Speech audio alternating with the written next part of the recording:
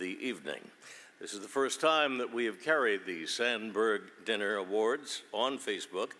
We know that we have many fans of the foundation, the library, the awardees, Eve Ewing and George R.R. Martin, who are looking forward to hearing from them as well. So let me welcome back the Chicago Public Library Foundation Board Chairman Bob Wislow to introduce the 21st Century Awardee.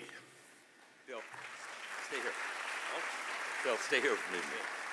So, for more than 10 years, Bill Curtis, our fantastic foundation board member, Donna LaPietra, and their fabulous Curtis production team have designed, produced, directed, and emceed our Carl Sandburg Literary Award Dinner, somehow making it better every year and adding more authors every year. So please join me in a huge thank you to the Curtis production group. Bill, Thank you. thank you, Bill. And this will be the first time I've ever been on Facebook at all. And thank you, Mayor Lightfoot and Amy Ashman, for your great support of our Library and Foundation. Every year, we present the 21st Century Award to honor significant recent achievements by an author with deep Chicago roots. And it's my great honor tonight to award our 21st Century Award to Dr. Eve L. Ewing, who embodies the transformative power of Chicago's library. Dr. Ewing grew up in Logan Square, and after graduating from Northside College Prep, went to the University of Chicago and got her doctorate from Harvard. She is now an associate professor at the University of Chicago, where she teaches the next generation about the social meaning of race and race's effect on the public schools in America. From her most recent poetry collection, 1919, to scholarly works like Ghost in the Schoolyard, which she actually wrote in the Harold Washington Library, to fantastical comics like Marvel, the hit Ironheart. Dr. Ewing continues to show Chicago that she can do it all. She brings history to the 21st century with her podcast, Bug House Square with Eve Ewing. And she's the founder of the Chicago Poetry Block Club, where she also facilitates important community resources like voter registration and tax preparation for low-income residents. Dr. Ewing once said in an interview that she does not want to be seen as a hero, but she wants to be seen as someone who always is concerned with making space for everyone and for everybody to play their part. Her goal is to engage communities to dream and build a better vision for Chicago.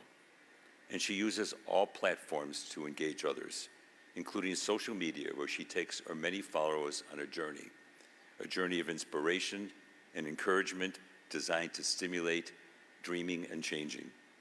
Dr. Ewing has been described as a rare cultural phenomenon, an artist who not only holds a mirror up to society, but makes herself a catalyst to make a change. The Chicago Public Library Foundation is immensely honored to have Dr. Ewing as our 21st Century winner. Dr. Ewing.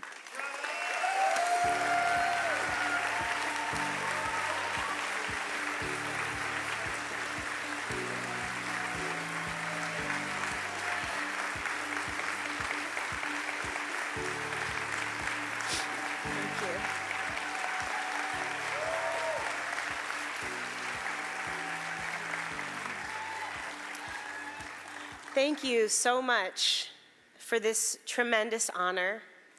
I'd like to begin by very briefly acknowledging that the land we refer to as Chicago is the occupied land of the Council of Three Fires, the Ojibwe, Odawa, and Potawatomi people, as well as the Miami, Menominee, and Ho-Chunk nations. And as we celebrate the library as a space of imagination, to invite us to imagine a decolonized Chicago and a decolonized future. Thank you, first and foremost, to the Chicago Public Library Foundation for this incredible, unparalleled honor, and to all the many, many people whose hard work went into making this night very special, including some of the folks that you've seen, as well as the people serving our food, the people who prepared this incredibly beautiful space. Thank you so much. I was asked to speak this evening about the meaning of the library in my own life. When I was in college, my friends and I would reminisce about our younger years, and they would sometimes make reference to a childhood home. Sometimes they would show me photos of their childhood home, a bedroom plastered in old posters, a favorite tree in the backyard where they had their tree house, a crawl space where they'd curl up with a book and pretend they were Harry Potter. And when they went back to their towns for holiday breaks, they'd send pictures and emails and postcards from their childhood homes. In those moments, I always felt different.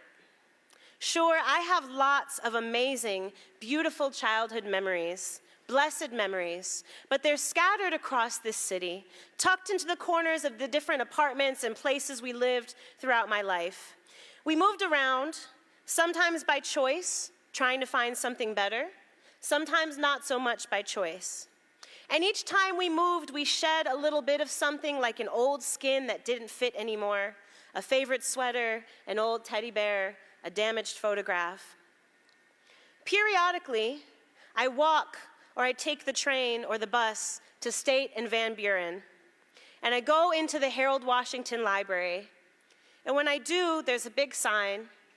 It says, "Welcome home." I have something to tell you, and I ask only just the 900 of us to keep this as a secret between us. I have a secret headquarters, and it's called the library, and it's full of memories. I've got them all like a family photo album in my head. Here's little Evie, age 5, my mom letting me check out as many as I wanted of the books on tape, actual tape, in those special Ziploc bags that had the hooks on them. Remember those? Here I am, age 10, my father pulling down hardcover art books from the oversized folio section and laying them on the table to explain to me what watercolor paintings looked like. Here's me, age 12, grabbing all the books I would need for my science fair project. Here I am at 22, a brand new Chicago Public Schools teacher, checking out reference books and lesson plan guides that I could not afford to buy. Here I am at 25, sitting next to my friend Nate Marshall and telling stupid jokes when we were supposed to be editing the poems that would become Electric Arches. And here, 5th floor, municipal reference section, is grown-up-ish Eve, poring over the binders and old reports that would become seminal to a book that would be called Ghost in the Schoolyard. It turns out I do have a childhood home. I go back there often. In the last several years, as I visited the library, there's something I think about a lot. I'm in 2 lines of work. I'm a writer and a sociologist, and both of these are glorified excuses to be very nosy and spy on people. So when I go to the library and sit down to do my work, inevitably I start my spying. And I see a child doing a jigsaw puzzle independently. I see an elder using a computer to look up genealogical information. I see a younger companion assisting him. I see students from our city colleges doing research. I see people who may not have a stable place to live, reading a newspaper or talking to a friend. And I think about how truly rare and special it is in an era when Black people risk getting the police called on us simply for walking or laughing or dancing or living or existing, when people experiencing homelessness, instead of receiving compassion or meaningful housing assistance in an unspeakably affluent society, instead face increasingly invasive and cruel ways to make them uncomfortable and criminalize them. How truly remarkable and indeed revolutionary in the face of inhumanity stands the library.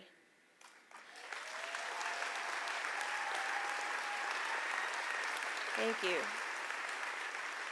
The library says, come here, come learn, come sit, rest, come read. Thank you to all of you for being here, for making a home for so many souls that need it.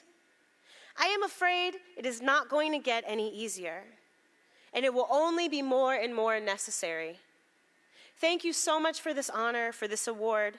And what I would mostly like to say tonight is that in a time of marginalization and of silence, of unspeakable callousness and disregard for the basic dignity of human life, the library is a radical space. Because when the world says we don't want you here, the library says to so many what it has always said to me: welcome home. Thank you. Am I supposed to take this? Oh, okay, great.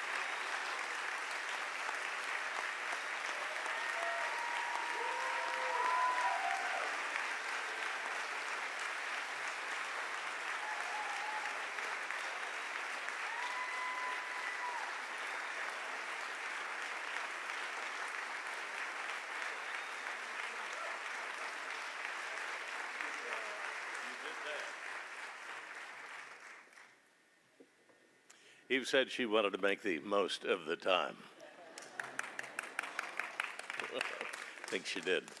Now it's time for a toast to our primary winner, George R.R. Martin. So raise your glasses if you can.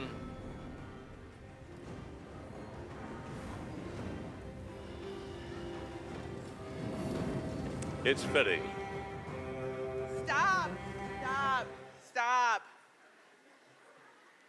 I know. I'd watch a whole episode too. Look, I love Game of Thrones, don't get me wrong, totally. This ode to the power of storytelling, this juggernaut of imagination that brought millions and millions of people together with the collective knowledge of a world that sprung from the mind of one man. This epic body of work that sold 90 million copies in 47 languages. Forget about it. Those of us who are fans and writers bow down before our Carl Sandburg Award winner on the basis of A Song of Ice and Fire alone. And many of you are here because of that work. But George R.R. Martin is so much more than this. How? How can anyone be more? Well, for starters, he's a teacher. And we at the Library Foundation do not give lip service to that. We revere it. And for another, he's a scholar. He has a BA and a master's in journalism from the great Medill School of Journalism at Northwestern University. I know that table is out there. And he's a philanthropist. And y'all know I love them. But something that I think probably informs who he is as a man, as a philanthropist, as a writer, is that he knows what it means to need money. In fact, he looks back at his time living here in Chicago as the time when he was a starving young writer. Maybe that's even why there's so much humanity in his work. When we introduce people, we usually only talk about their successes. But I actually think that one of George R.R. Martin's greatest achievements is the fact that there were times when he struggled. He took second jobs organizing chess tournaments. There were works that didn't find their audience the way he wanted, and he kept writing. Those of us who write know how admirable that is and how much strength that takes. And I want to thank him for it, because think about what we got. Game of Thrones is the tip of the iceberg as a source of inspiration when it comes to George R.R. Martin. There are the awards, the Hugo Awards, Nebula Awards, Emmy Awards. But I think one of my favorite wiki facts about George R.R. Martin is that one year when he didn't win the Hugo Award despite 2 nominations, he organized a Hugo Losers Party for all past and present Hugo losers. The man knows the value of an underdog, like we do, like the library. And another thing that we have in common, by the way, is that the Library Foundation is all about access and accessibility. Our programs are free and open to all. And there isn't a writer alive who is more accessible to his fans than George R.R. Martin. He's active on social media with over 1 million Twitter followers. He frequently attends science fiction and comic conventions. His blog, titled Not a Blog, among other things, brings awareness to the passions of other people, friends and strangers alike. And if you haven't had a chance to check out his art installation called Meow Wolf in Santa Fe, you soon will in Denver or Las Vegas. I love Game of Thrones, I do. But it's this generosity of spirit, of time, of imagination, born on a resilience and hard work and a passion for reading and discussion and debate. That's what makes this one of the great honors of my life, to present the Carl Sandburg Literary Award to George R.R. Martin.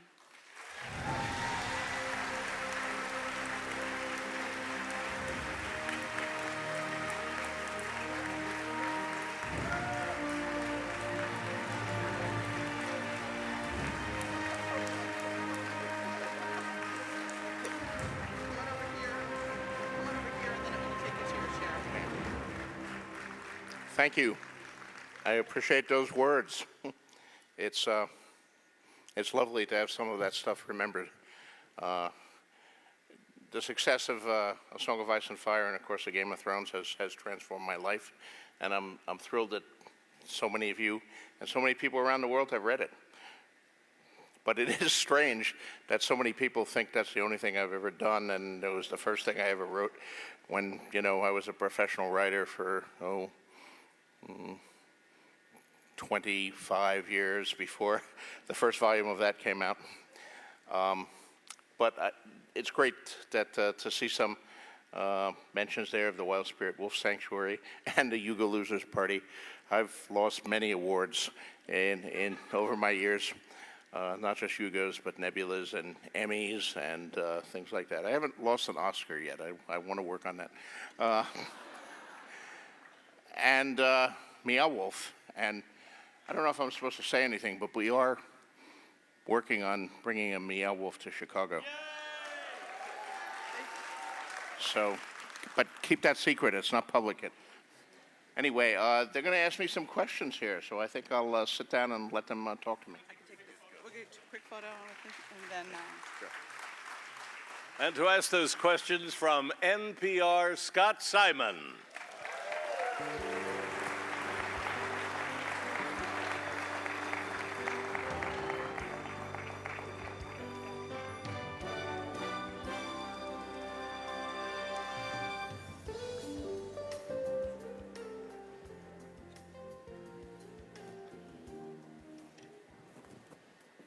Thank you. Hello, Scott. Hello. Glad to be here. Glad to be with you, Mr. Martin. May I introduce my wife? Sure. My wife, Caroline, is down there. Hello. Glad to meet you. Glad to meet all of you. 90 million copies. That's an impressive number. I didn't know that myself. How many have you signed? About 85 million, I think, with my illegible scrawl. One of the things that success has done for you is it really makes your autograph worse and worse and worse. You know, when I was signing occasional autograph in 1972, you could actually read the words George R. Martin, but now it's just sort of. Tell me about your history with reading, growing up in Bayonne, New Jersey, what the library meant to you, what books meant to you. Well,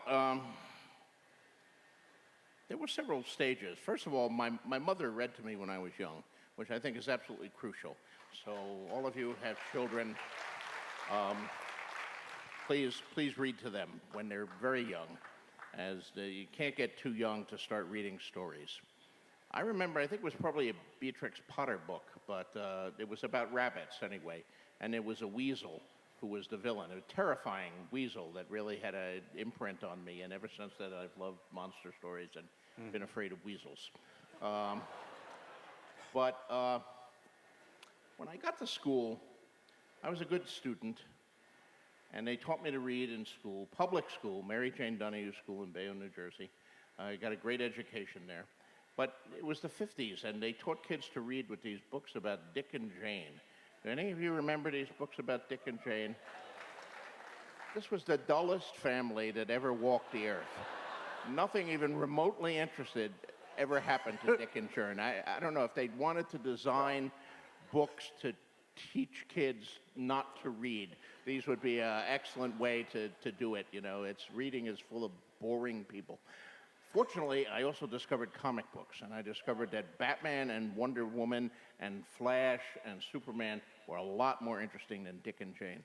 So I went to Gotham City and Metropolis, and I had amazing adventures with my superheroes. And then, for Christmas one year, a friend of my mother gave me Robert A. Heinlein's book, Have Space That Will Travel. First science fiction book I ever read, hardcover book.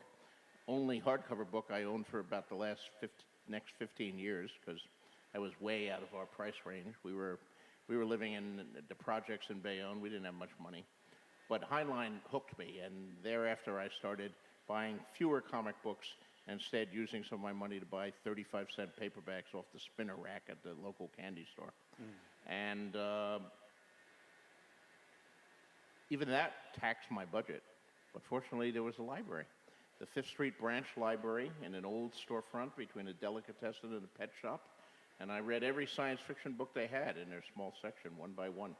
And then I started taking the bus up to the main library at 31st Street in Bayonne, a Carnegie Library, which had a bigger section. I read all of those books too. So yeah, libraries kept me reading. When did you start writing? When did you think, I can do this? You know, I think I started writing about the same time I started reading. I'm a pack rat. I never throw anything away, so which scholars now have come to appreciate. But I still have, I call it the Space Encyclopedia that I clearly wrote when I was like 6. And it's one of those black and white school notebooks where I have an entry on Mars and Venus, and I drew a picture of it. You know, I couldn't draw a circle very well, but, you know, I could draw something approximating a circle and color it red. That was Mars. And then I wrote below it what the Martians were like. And then when I ran out of planets in the solar system, I started inventing some more planets. Some I stole from science fiction TV shows, and some I invented all on my own. And that's probably the oldest thing that I wrote. But later, I wrote some monster stories for other kids in the projects. I sold them for a nickel each. So you would write stories and sell them to your friends? That's right. Yeah. One copy only. You know, I didn't have a printer or a typewriter or anything. Hand wrote. They were like 2 pages long. You realize what they can get on eBay now? Yeah, probably a fair amount. Who knows? The stuff that they're selling on eBay is scary. I want to ask you about your time in Chicago. Is that where you learned about warring dynasties and an icy apocalypse? Well, the icy apocalypse actually, I think, had its root in my freshman year at Northwestern up in Evanston. Yeah. It was I got there in the fall of 66, and I guess this was early in 67, and they had this incredible snowstorm. And I don't know how many of you were alive in 67 or how many of you remember it, but I was coming home from class when this, walking back to my dormitory when this storm started. And the snow was so thick, I got lost on this campus that I'd walk every day. You couldn't see the buildings. You couldn't see 5 feet in front of you. The snow was just coming down so heavily, and you couldn't see where the street ended and the sidewalk began. Vague light shining through the darkness as night was falling and the snow was falling heavily and heavy. And I finally did find my dormitory, and then by the time the snowstorm stopped, I was on the first floor. The windows were completely covered. You know, it was almost up to the second floor. And then it froze, and it didn't melt for days, weeks. Months. It might have been months. Yeah. I don't remember. And May. Yeah. it was like World War II with the trenches, except they were made of snow and ice instead.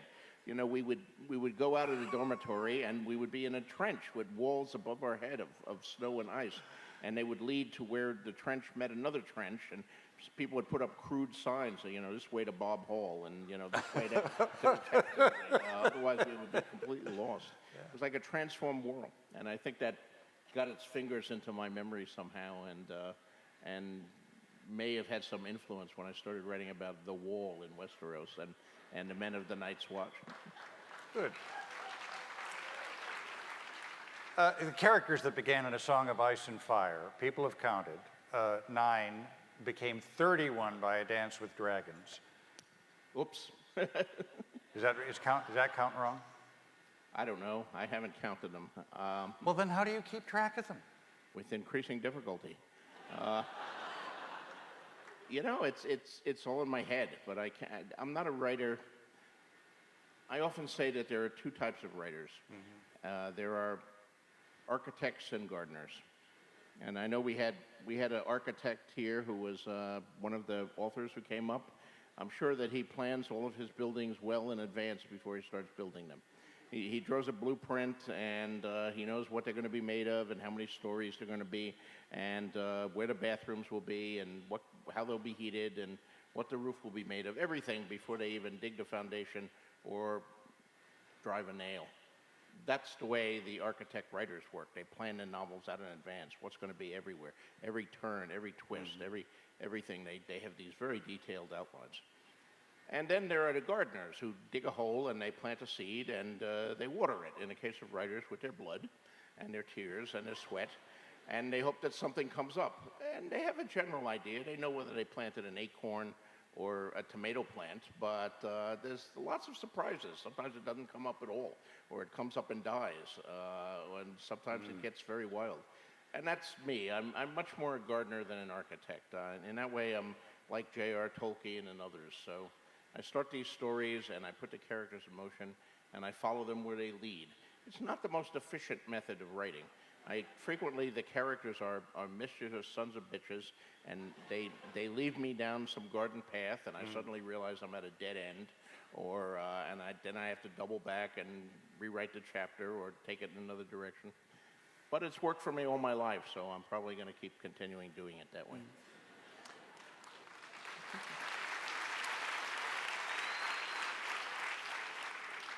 Since you mentioned sons of bitches. Uh-oh. Well, no, your characters are remarkably nuanced. Sons of bitches can do admirable things, and admirable people can do despicable things. That's right. Does that reflect your view of mankind, humankind? That reflects the truth of humankind, as far as I'm concerned. People are gray. People are complicated. Good people do bad things. Bad people do good things.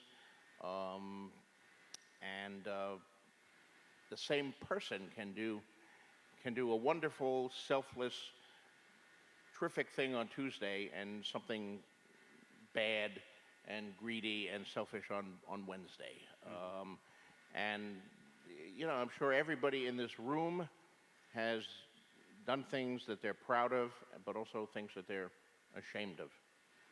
One of the exercises, and I learned this when I teach writing at the Clarion Workshop or Clarion West.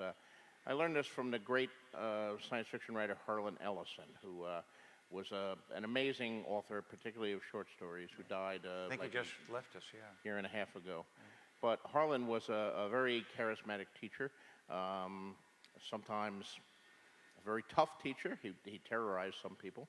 But one of the exercises he always gave his writing students is said, okay, I want you to write an exercise for me, and don't put your name on it.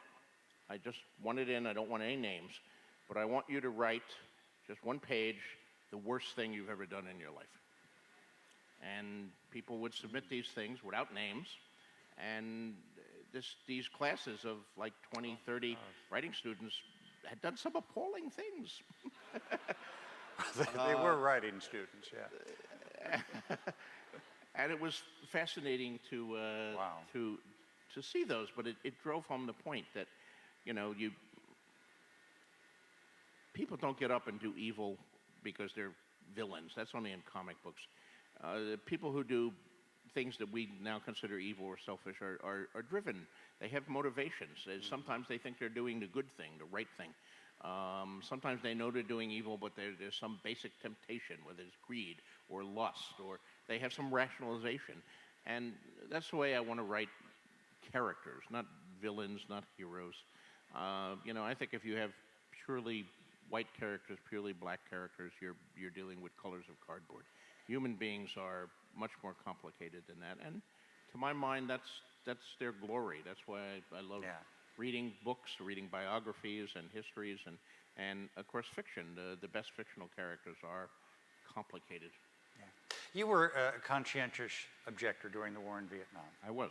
Spent 2 years working here at the Cook County Legal Assistance Foundation. As a VISTA volunteer. How does so much violence come into your books?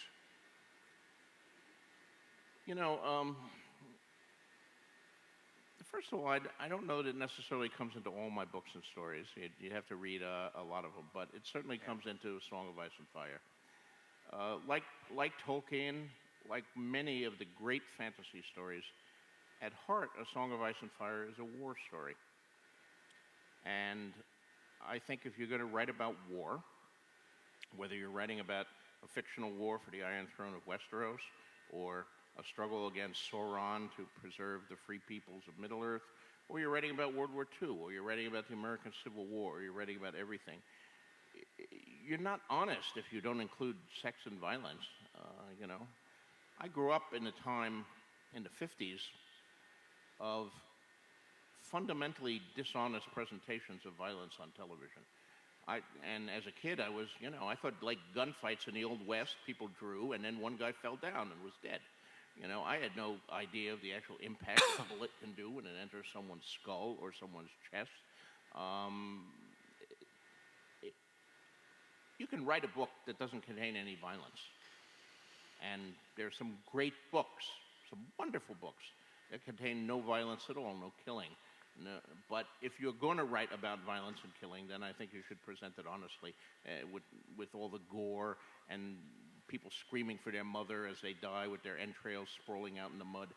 Don't pretty it up. Don't cover it up. And the same thing is true of the sexual violence, which is one thing that my books have been sometimes criticized for.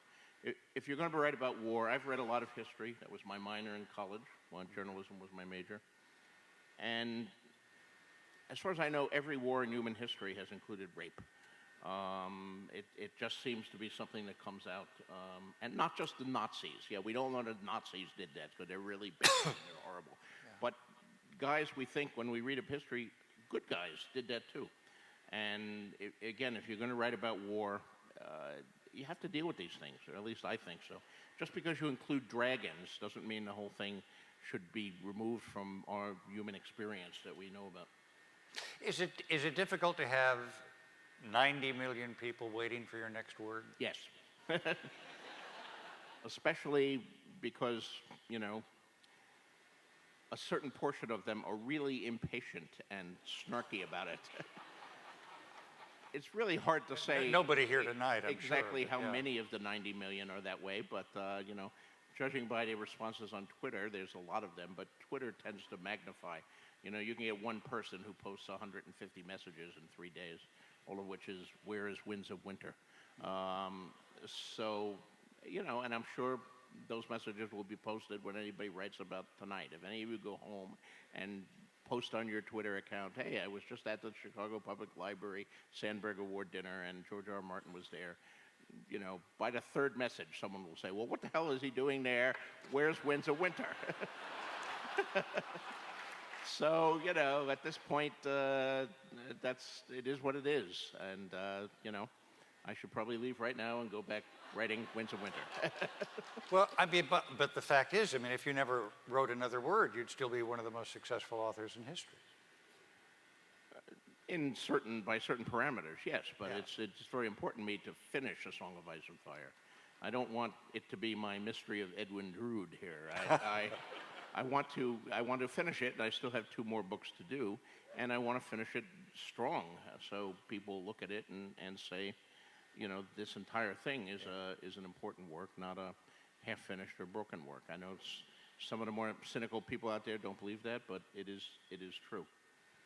What are some of the jobs you had before you became one of the most successful authors in the world?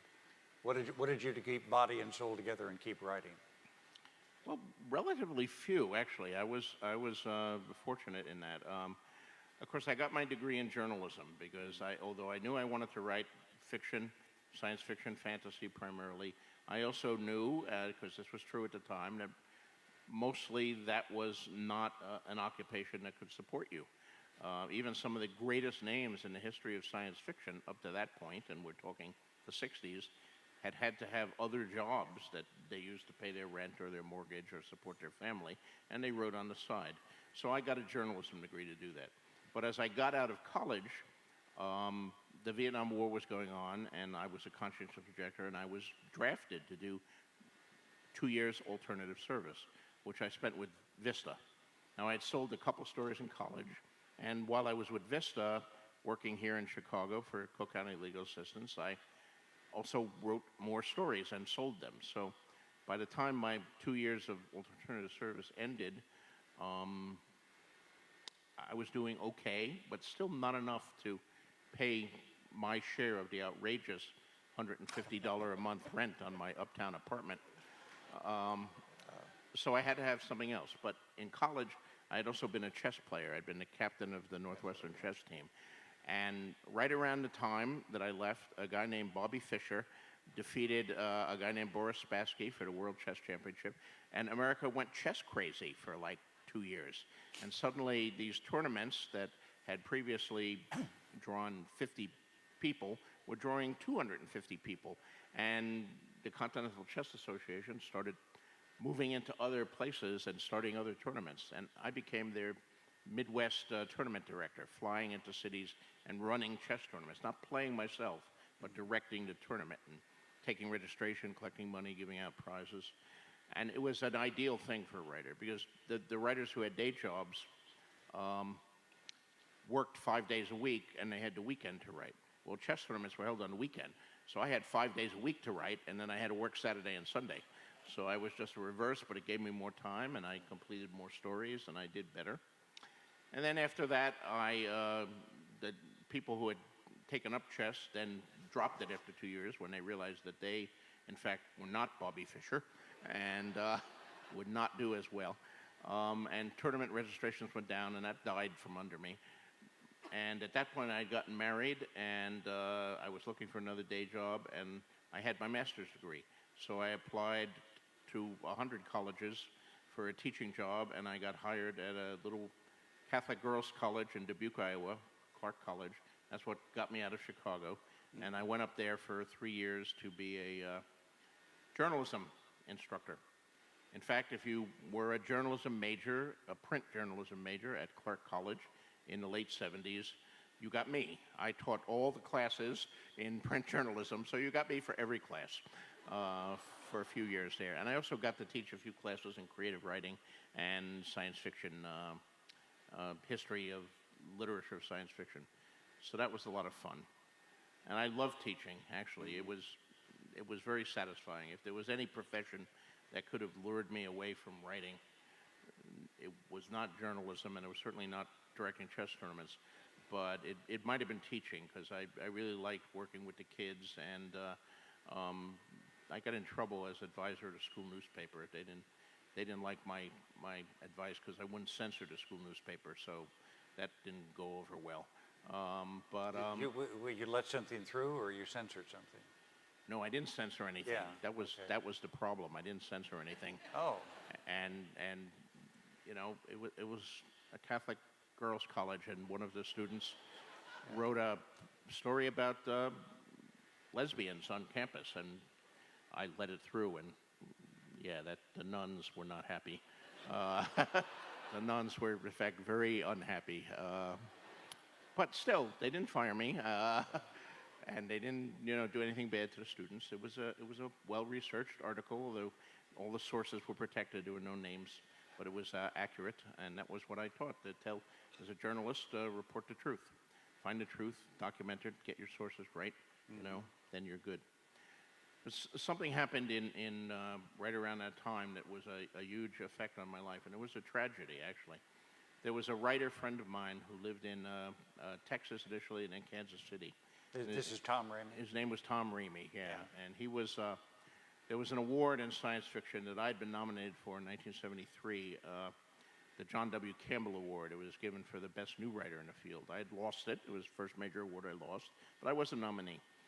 In 1977, Tom Reamy won the John W. Campbell Award. He was the best new writer in science fiction. He's a tremendously talented writer. He was about 10 years older than me. He had worked in a lot of professions as a printer. He'd worked out in Hollywood as a prop guy. And he finally took to writing fiction, and he was great.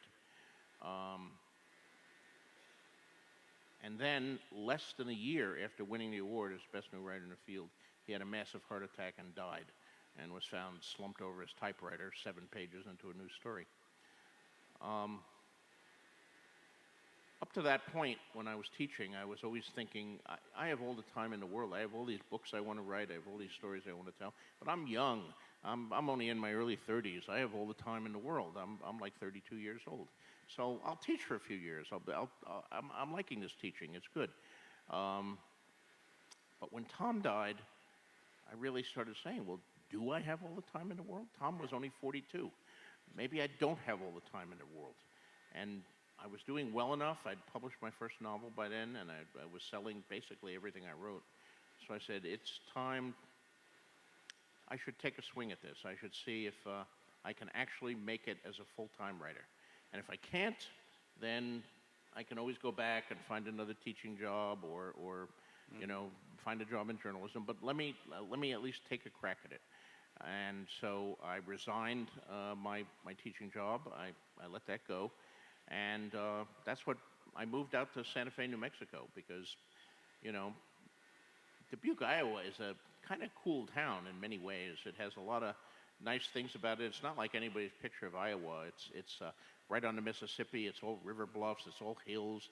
They have a funicular railroad. I used a lot of Dubuque in some of the stuff I wrote later. But its winters are worse than Chicago's. I mean, the snow, my car would be buried. I would have to dig out my car after every snowstorm. And then I would finish digging it out, and a snowplow would come by and bury it again. So I decided I would didn't have a teaching job anymore. I was full-time writer. I could move anywhere I want, and I'd moved to Santa Fe, New Mexico, which I'd seen just a year before as a tourist. And Santa Fe got his hook into me, and I've been there ever since. Let me ask, got two questions left. Let me ask you about fan fiction, because as I don't have to tell you, some people have been so eager for another word to come from your pen or your processor, your software, that they've started writing their own. Yeah. Well, this will make me very unpopular with, who's reported with a certain portion of the audience, but I'm not a fan of fan fiction. Now, let me define my terms here, because I started in high school writing for fanzines. Before I ever sold a professional word, I wrote and published stories for comic book fanzines while I was in high school. And they were an important part of my development as a writer, mostly because people liked them. And, I was kind of a shy kid. I wasn't very self-confident. And when these stories appeared and people wrote, "Oh, I really like that story by George Martin," it really encouraged me. It made me think, hey, maybe I have some talent for this thing. So that fan fiction that I wrote was important to me. But what we called fan fiction then was fiction written by fans. That is, it was not paid for. It was amateur fiction. You gave it to a fanzine, a fan magazine, and they published it for free. I was writing comic book superheroes, but they were my own superheroes. I was writing stories about Manta Ray. I invented Manta Ray. Garazan, the mechanical warrior. I invented him too. The White Raider. I invented him and I killed him in his first story. So I was killing people even then. There's a lot of tragedy when your hero dies right in his origin story.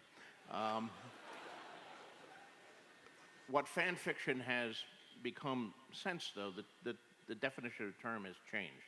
Fan fiction is now fans writing stories, still amateur stories, mostly posting them on the net these days, about other people's worlds and characters. They're writing Harry Potter stories and Kirk Spock stories and Luke and Han stories and name it on. And yes, they are writing stories about my characters, I'm sure. I tell them not to tell me about them. I don't think it's, number one, I don't think it's some of the people who write it, only a small percentage. I don't pretend it's all. Maybe of the 100% of the thing, maybe 20% have aspirations to be professional writers. I don't think it's a good way to train to be a professional writer when you're borrowing everybody else's world and characters. I mean, that's like riding a bike with training wheels. I rode a bike with training wheels, and then when I took the training wheels off, I fell over a lot.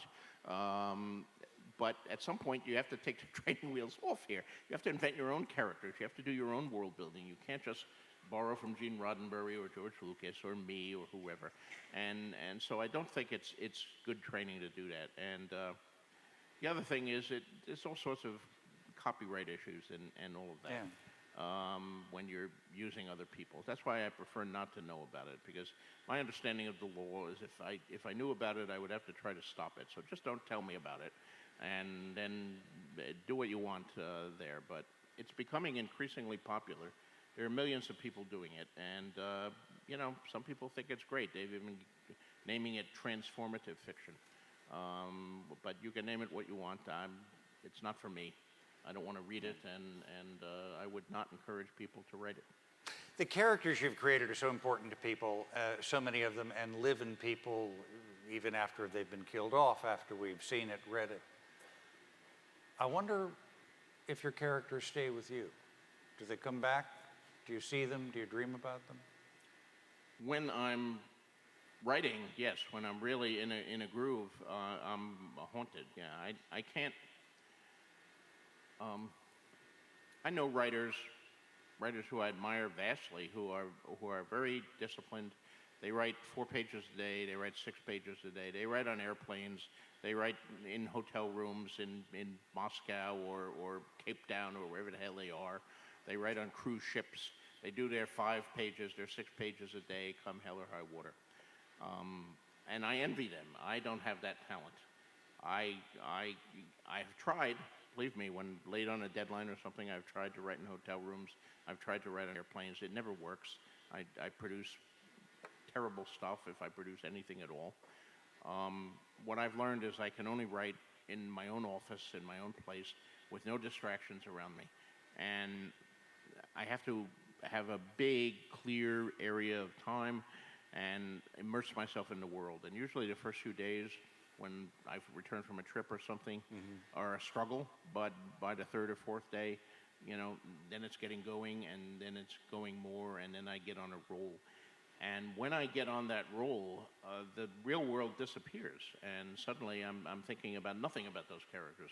I go to sleep dreaming about Arya and Tyrion, and I wake up thinking about them, and I think about them when I'm riding in the car, and I think about them all the time, and I forget.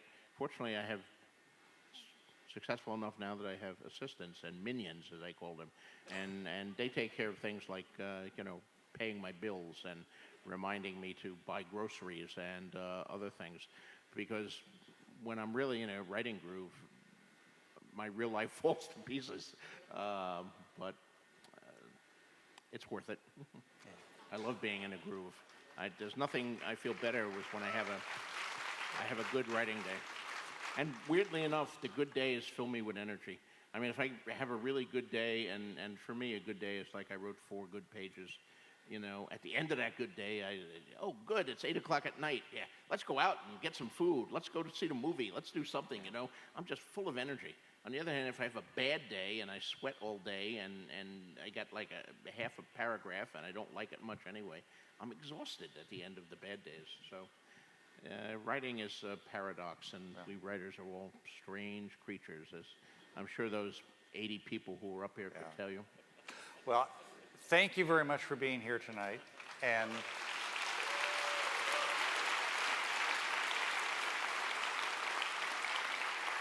coming back home to Chicago, as we both have, and on behalf of 90 million people, get the hell back to work. All right, yes, sir. Yes, sir. George R. R. Martin, the winner Thank of the you. Sandberg Award this Thank year. you so much.